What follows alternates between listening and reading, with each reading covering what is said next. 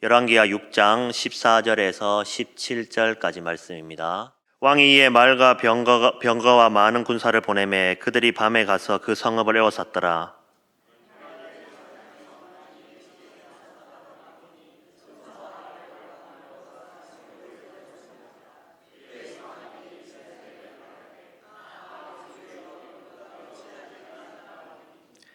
대답하되 두려워하지 말라. 우리와 함께한 자가 그들과 함께한 자보다 많으니라 하고 기도하여 이르되 여호와여 원하건대 그의 눈을 열어서 보게 하옵소서 하니 여호와께서 그 청년의 눈을 여심해 그가 보니 불말과 불병거가 산에 가득하여 엘리사를 둘렀더라. 아멘. 혹시 밤하늘을 바라보며 별을 세어본 적이 있으십니까?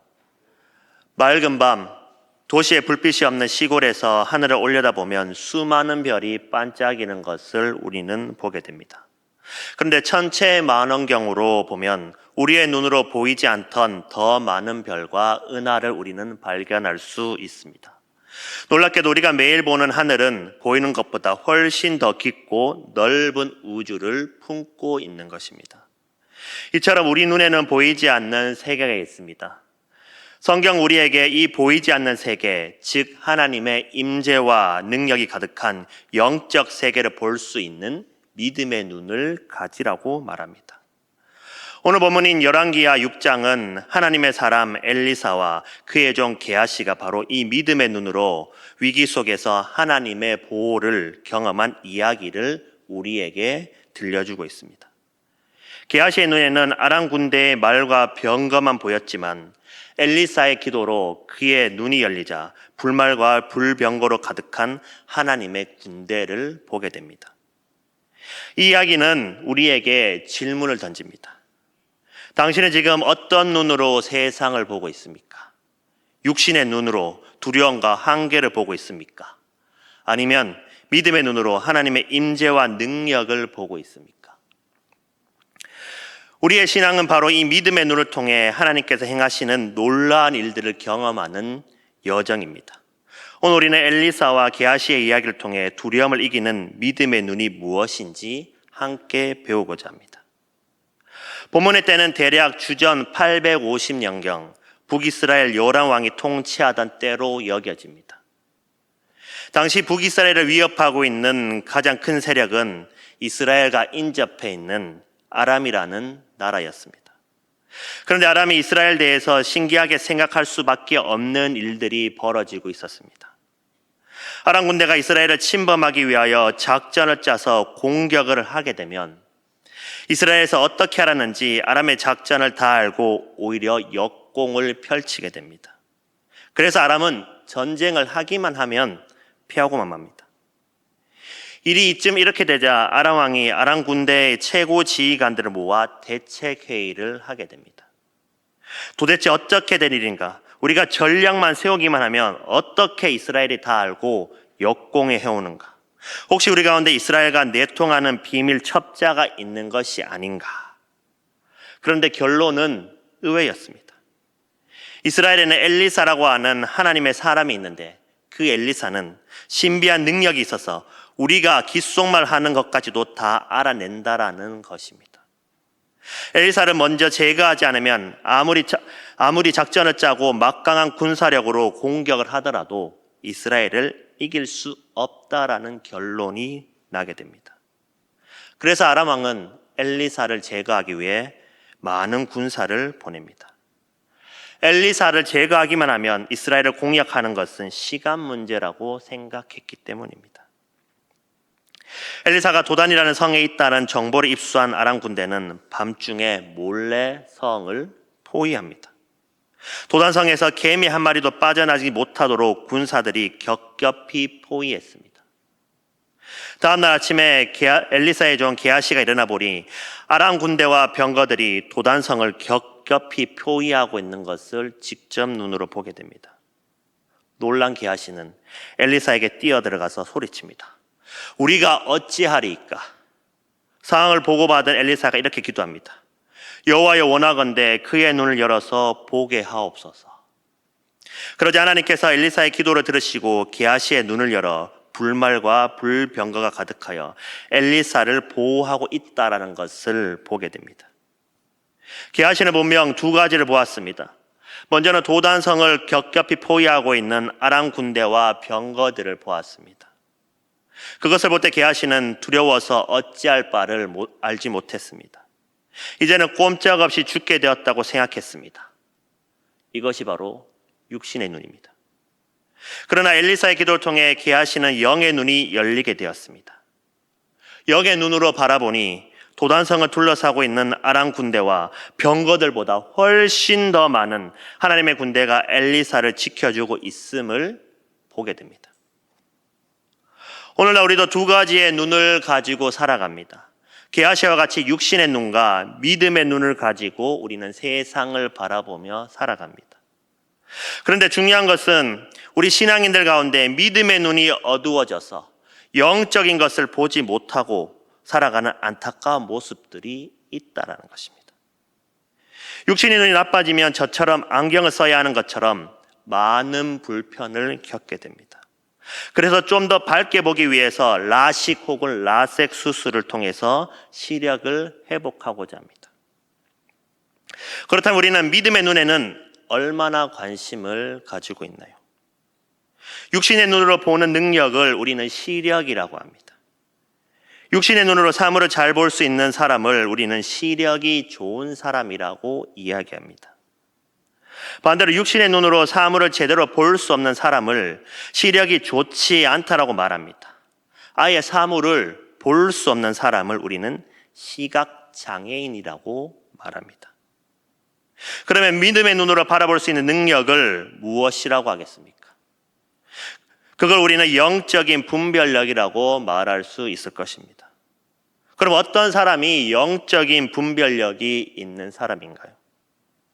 예언하는 능력이 있는 사람인가요? 아니면 어떤 기적을 일으키는 사람을 말하는 건가요? 믿음을 통해서 바라보는 능력이 뛰어난 사람을 말하는 것입니다. 그런 사람 우리는 영적인 분별력이 있는 사람이라고 부릅니다. 영적인 눈으로 세상을 보는 사람은 눈앞에 펼쳐진 현상만을 바라보지 않습니다. 현상 넘어 있는 것을 보게 됩니다. 우리 눈앞에 펼쳐진 현상만을 바라볼 때 절망하고 낙담하기 쉽습니다. 우리가 당한 현실은 우리의 힘과 우리의 능력으로는 도무지 감당할 수 없는 문제와 고난으로 우리를 누르고 있기 때문입니다. 동물과 인간이 다른 점이 여기 있습니다. 인간은 현실만을 보는 눈을 가지고 살아가진 않습니다. 현실 넘어 볼 수 있는 눈을 갖고 살아갑니다.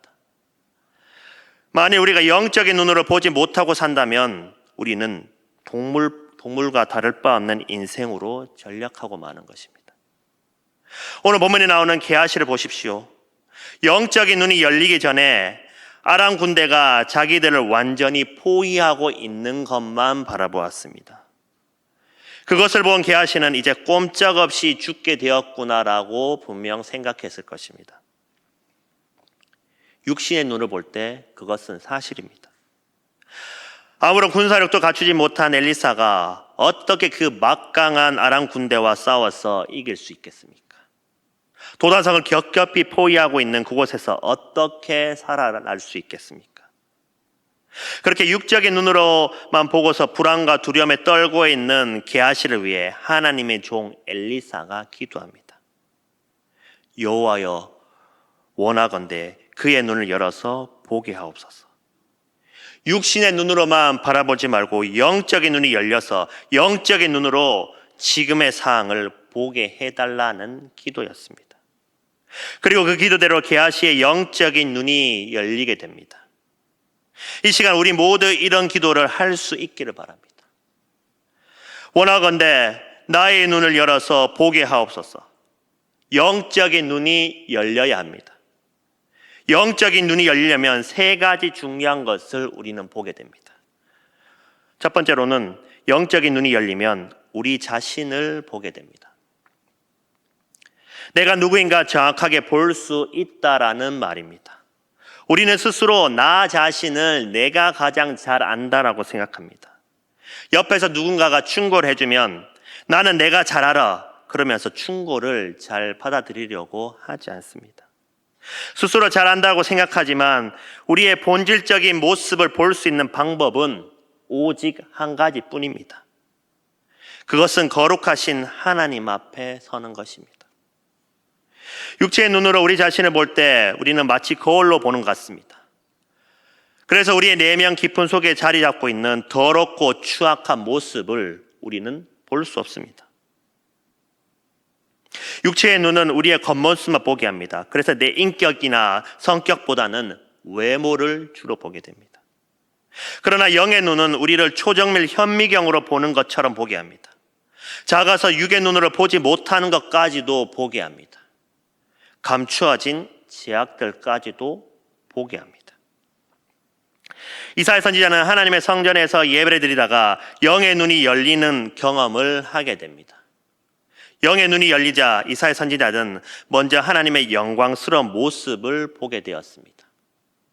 하나님께서 높은 보좌에 앉으셨는데 그 모습은 가히 말로 표현할 수 없을 정도로 거룩한 모습이었습니다. 그러면서 하나님의 거룩하심 앞에 서 있는 자신의 모습이 비치는데 얼마나 초라하고 부끄러운지 이사야 선지자는 이렇게 고백합니다. 이사야 6장 5절 말씀을 제가 봉독하겠습니다. 그때 내가 말하되 화로다 나여 망하게 되었도다. 나는 입술이 부정한 사람이요 나는 입술이 부정한 백성 중에 거주하면서 만군의 여호와이신 왕을 배웠음이로다. 이것이 영의 눈으로 바라보는 우리의 모습입니다. 죄악으로 가득 찬 세상 속에서 나만 홀로 고고하게 살아가는 것처럼 우리는 생각합니다. 그러나 영의 눈으로 우리 자신을 바라볼 때는 우리가 이 세상 누구보다도 깨끗하지 않다는 것을 우리는 발견하게 됩니다. 영의 눈은 우리 자신을 정결하게 보는 것이 아니라 현미경처럼 너무 작아 감추어져서 숨겨진 허물까지도 낱낱이 보게 만듭니다. 그래서 우리도 이사야처럼 화로되 나여 망하게 되었도다. 나는 입술이 부정한 사람이요라는 고백을 하지 않을 수 없게 만듭니다. 사도행전 2장에 나오는 유대인들도 영의 눈이 열린 사람들이었습니다. 그들이 베드로 사도의 설교를 듣기 전까지 그들은 자신들에게 죄가 없다라고 생각했습니다. 예수를 십자가에 죽인 자신들이지만 예수님이 자기 죄로 인해서 처형을 당한 것일 뿐 자기들은 오히려 하나님 앞에서 의로운 일을 했다라고 자부하고 있었습니다. 그러나 베드로는 그들 앞에서 담대하게 외쳤습니다. 너희는 죄인 하나를 십자가에 못 박은 것이 아니다. 너희가 못 박은 그 예수는 메시아다. 너희는 메시아를 죽인 죄를 범하고 말았다. 너희가 죽인 예수를 하나님께서 주와 그리스도가 되게 하셨다. 베드로가 그렇게 설교하였습니다.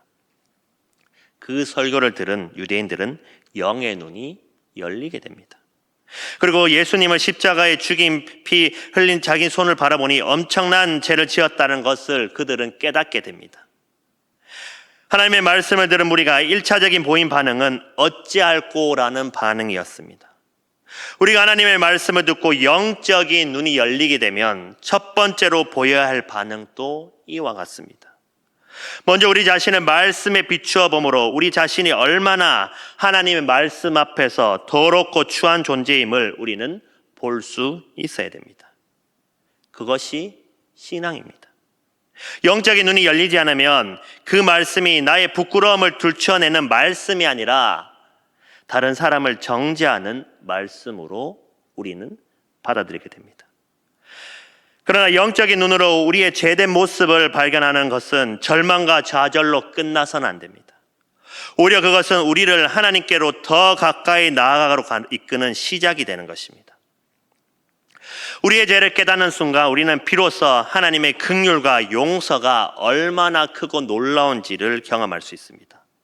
마치 더러운 옷을 발견했을 때 깨끗하게 빨아야 하듯이 우리의 죄된 모습을 우리가 직면할 때 우리는 하나님의 은혜라는 깨끗한 물로 씻음을 받을 준비를 하게 되는 것입니다.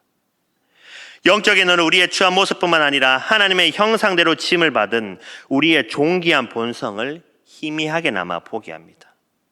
죄로 인해 가려지고 왜곡되었지만 우리 안에는 여전히 하나님의 빛의 조각이 남아 있습니다. 영의 눈이 열릴 때 우리는 이러한 우리의 본래의 가치를 발견하고 회복하고자 하는 갈망을 갖게 되는 것입니다. 그러므로 영적인 눈이 열려 나 자신을 깊이 있게 성찰하며 나를 바라볼 수 있기를 바랍니다. 동시에 그 눈을 통해 우리의 죄를 덮으시고 새롭게 하시는 하나님의 은혜를 바라볼 수 있기 바랍니다. 영적인 눈이 열려서 자신의 죄된 모습을 본 사람들은 하나님 앞에 무릎을 꿇을 수밖에 없습니다. 그리고 그 무릎을 꿇음은 하나님의 용서와 사랑을 경험하는 복된 자리인 것입니다. 나를 내세우거나 나를 주장하지 않고 오직 하나님의 은혜만을 의지하는 이러한 영적인 눈이 열리시기를 축복합니다. 두 번째로 영적인 눈이 열리면 우리는 인생의 가치가 달라집니다. 육신의 눈을 갖고 세상을 보는 것과 영적인 눈으로 세상을 보는 것은 천지차이입니다. 기준이 다릅니다. 왜냐하면 보이는 것이 다르기 때문입니다. 육신의 눈으로 세상에 볼 때에는 그 기준이 나이고 세상입니다. 그래서 세상의 것에 가치를 두고 우리의 인생을 살아갑니다. 성공이 인생을 행복하게 해줄 것이라고 생각합니다. 지금보다 돈이 더 많아지면 행복해질 것이라고 우리는 착각하기도 합니다. 또한 남보다 큰 권력을 손에 쥐면 세상을 다 가질 수 있을 것이라고 착각하기도 합니다. 그래서 수단과 방법을 가리지 않고 그 자리를 얻기 위해 혈안이 된 사람들도 있습니다. 엄청난 비리와 죄를 지으면서도 전혀 마음의 두려움을 느끼지 않습니다. 죄가 드러났음에도 불구하고 오히려 당당하게 살아가는 것이 오늘날 그들의 모습입니다. 그렇게 사는 게 행복이라고 생각하시나요? 부정한 방법을 동원해서라도 높은 자리에 오르고 엄청난 권력을 얻었다 해서 그 사람이 행복한 사람이라고 우리가 말할 수 있을까요?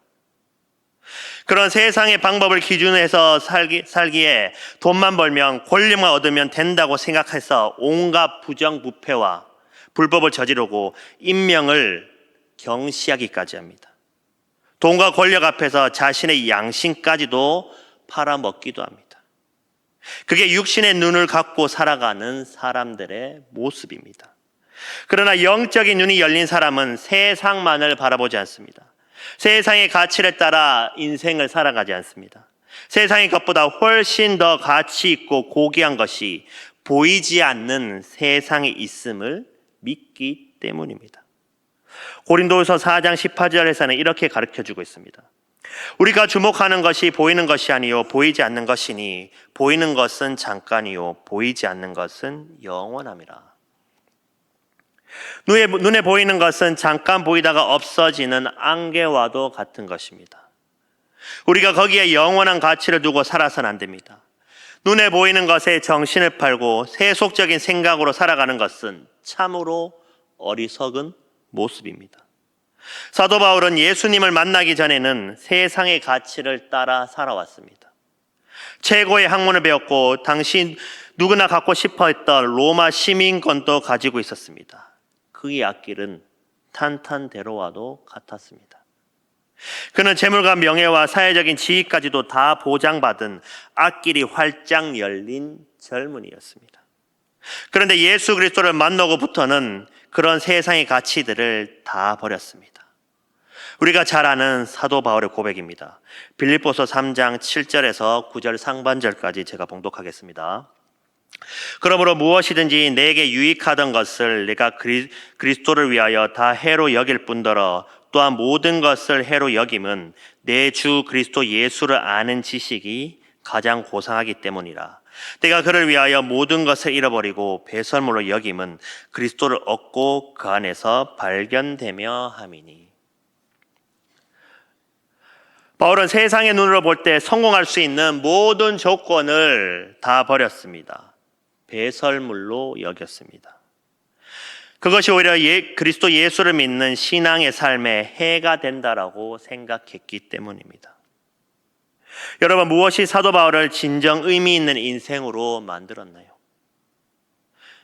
그가 출세와 성공을 쫓아가는 인생을 살았다면 의미 없는 인생을 살다 간 수많은 사람 중에 한 사람으로 끝났을 것입니다. 그러나 그는 다른 인생을 살았습니다. 세상의 출세와 성공을 쫓아가는 인생이 아니라 예수 그리스도의 목숨을 거는 인생을 살았습니다. 복음과 진리에 자신의 전부를 거는 인생을 살았습니다. 그렇다면 우리는 어떻게 이 세상 속에서 영적인 가치를 추구하며 살아갈 수 있을까요? 우리 삶 속에서 실천할 수 있는 몇 가지 방법들을 함께 생각해 봅시다. 예배와 기도를 통해 하나님과의 관계를 최우선에 우리는 두어야 됩니다. 세상의 어떤 성공과 만족도 하나님과 깊은 교제와 비교할 수 없습니다. 예배를 소중히 여기고 매일의 기도 시간을 통해 하나님의 뜻을 구하고 하나님의 음성을 우리는 들어야 합니다. 수요 기도의 이 자리에 나오는 것도, 그리고 기도하는 것도 영적인 가치를 쌓는 중요한 행위인 것입니다. 그리고 말씀을 묵상하고 실천하며 하나님의 지혜를 우리는 배워야 합니다. 성경은 영원한 진리의 말씀이며 우리의 삶의 방향을 제시하는 등불입니다. 말씀을 읽고 묵상하며 그 가르침을 삶 속에서 우리는 실천하도록 노력해야 됩니다. 말씀을 통해 세상의 헛된 가치를 분별하고 하나님의 관점으로 세상을 바라보는 지혜를 우리는 얻어야 됩니다. 우리의 눈이 이 땅에 썩어 없어질 것들로만 바라보며 살지 않기를 바랍니다. 영원한 나라와 상급과 비전과 영원히 썩지 않을 진정한 가치에 우리의 영적인 눈을 뜨시기를 바랍니다. 그것을 바라보고 사모하며 이루어 가시기를 바랍니다. 영안이 열리면 인생의 목표와 방향과 가치관과 비전이 달라집니다. 영안이 열리면 영적인 세계를 우리가 볼 수 있습니다. 그 영적 세계에 우리의 인생의 참된 가치를 두고 우리는 살아가야 됩니다. 영적 세계와 진정한 가치를 볼 수 있는 영안이 열리시기를 축복합니다. 세 번째로 영적인 연이 열리면 우리 가운데 임재하신 주님을 볼 수 있습니다. 영안이 열린 게하시는 엘리사를 둘러싼 하나님의 군사들을 볼 수 있었습니다. 엘리사를 보호하고 계시는 주님의 임재를 보게 된 겁니다. 우리가 신앙생활하면서 하나님께서 우리와 함께 하신다라는 사실을 믿는 것만큼 큰 힘이 되는 것은 없습니다. 어떤 환경 속에서도 하나님께서 나와 함께 하신다는 사실을 믿는 사람은 이 세상에서 가장 힘 있는 삶을 살아갈 수 있는 것입니다. 하나님이 함께 하신다 사실을 믿으면 비록 삶이 가난하고 여유가 없다 할지라도 그의 마음은 이 세상 그 누구보다 부유한 삶을 살게 되는 것입니다. 하나님이 함께 하신다는 사실을 확신하면 내 환경이 아무리 힘들고 어려운 상황이라도 전혀 걱정하거나 두려워하지 않고 우리는 살아갈 수 있습니다. 오늘 본문에 나오는 엘리사를 보십시오. 그의 중 게하시는 성을 둘러싸고 있는 아람 군대를 보고서 두려워서 어찌할 바를 몰랐습니다. 그러나 영적인 눈으로 바라본 엘리사는 전혀 걱정할 것이 없었습니다. 두려워하지도 않았고 불안해하지도 않았습니다. 왜 그렇습니까? 영안이 열려 하나님께서 자신과 함께 하셔서 지켜주고 계심을 보고 있었기 때문입니다. 영안이 열려 하나님께서 함께 하심을 보고 산다면 우리가 사망의 음침한 골짜기를 다닌다 할지라도 전혀 두려워하지 않을 수 있습니다. 다윗이 시편 23편에 고백한 것처럼 주의 지팡이와 막대기가 나를 안위해 주심을 알기 때문입니다. 심지어 죽음도 두려워하지 않습니다. 기독교 역사상 최초의 순교자였던 스데반은 잔뜩 화가 난 무리가 돌멩이들을 들어 자신을 향해 던질 때도 그의 영안이 열려 하늘에 계신 하나님을 보았고 예수 그리스도가 자신을 향하여 두 팔 벌리고 서 계심을 보았습니다. 그래서 그는 죽음도 두려워하지 않고 첫 번째 순교자가 될 수 있었습니다. 여러분, 우리와 함께 하시는 하나님의 보호의 손길을 보는 영안이 열리시길 바랍니다. 오늘도 나와 함께 하셔서 나를 도우시는 주님의 손을 붙잡고 서시기를 바랍니다. 하나님 우리에게 분명하게 약속하셨습니다. 신명기 31장 8절 말씀을 제가 봉독하겠습니다. 그리하면 여호와 그가 내 앞에 가시며 너와 함께 하사 너를 떠나지 아니하시며 버리지 아니하시리니 너는 두려워하지 말라. 놀라지 말라. 말씀을 정리하도록 하겠습니다.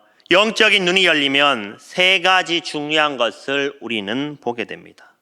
첫 번째로 우리 자신을 보게 됩니다. 두 번째로 인생의 가치가 달라집니다. 마지막으로 우리 가운데 임재하신 주님을 볼 수 있습니다. 세상에서 가장 안타까운 사람 가운데 하나가 앞을 보지 못하는 사람들입니다.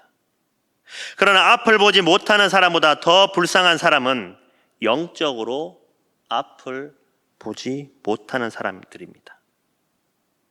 사랑하는 수정교회 성도 여러분, 영안이 열려 엘리사처럼 우리와 함께 하신 하나님, 우리를 떠나지도 아니하시고 우리를 버리지도 아니하시는 그 하나님의 보호의 손길을 바라보며 그 손에 이끌림을 받는 귀한 삶을 사는 모든 성도 여러분 되시기를 주님의 이름으로 축복합니다.